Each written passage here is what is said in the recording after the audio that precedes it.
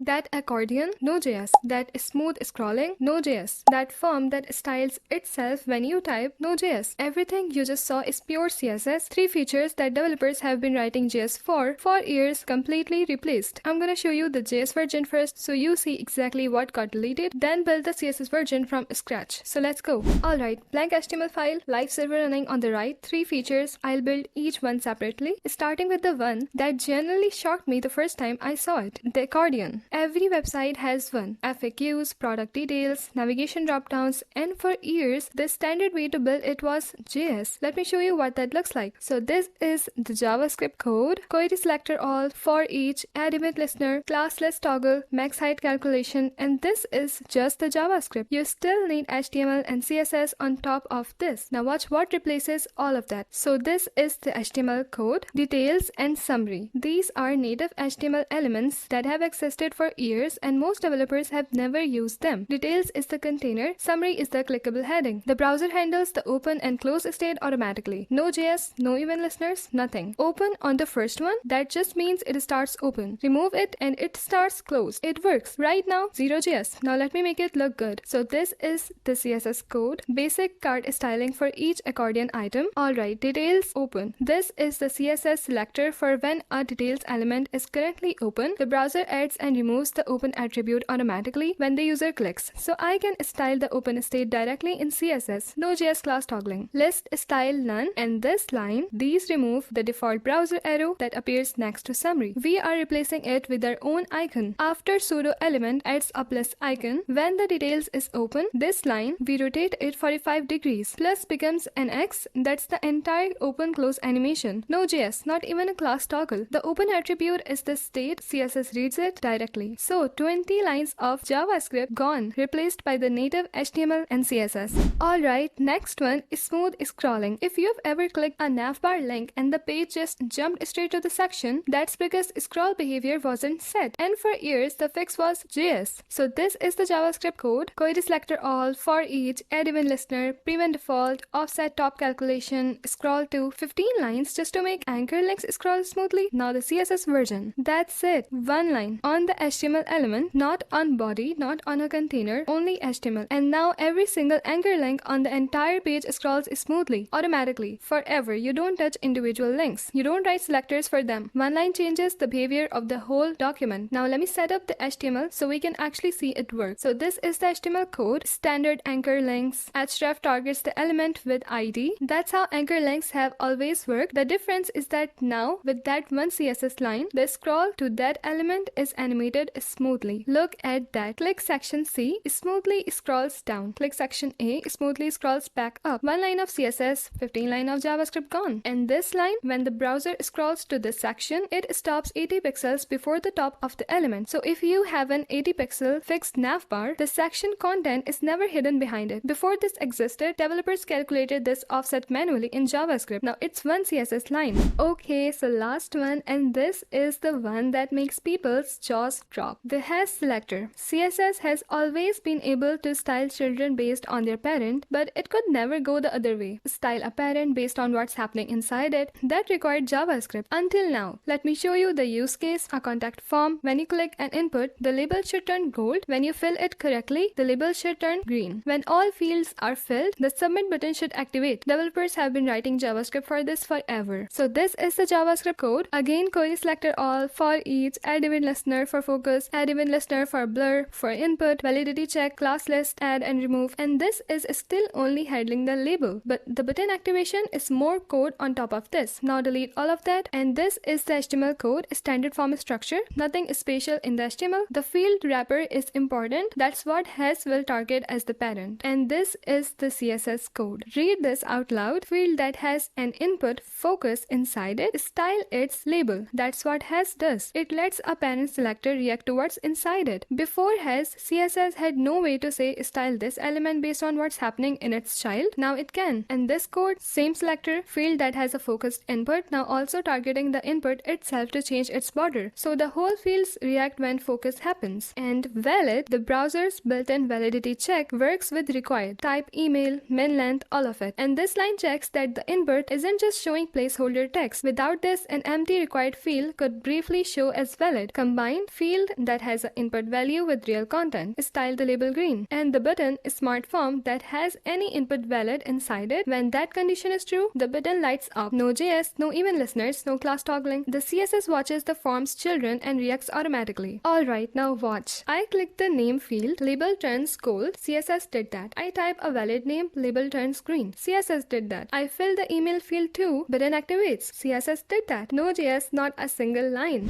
Alright, 3 features: a fully working accordion, smooth scrolling across the entire page, a form that styles itself based on user interaction, all of it pure CSS. Before today, these needed JS, now they don't. The full demo is linked in the description. Grab it, open it in Chrome and just play with it. And if you want a more CSS that replaces JS, please subscribe because I have a whole list of these and they only get more impressive. Thanks for watching and I will see you in the next video.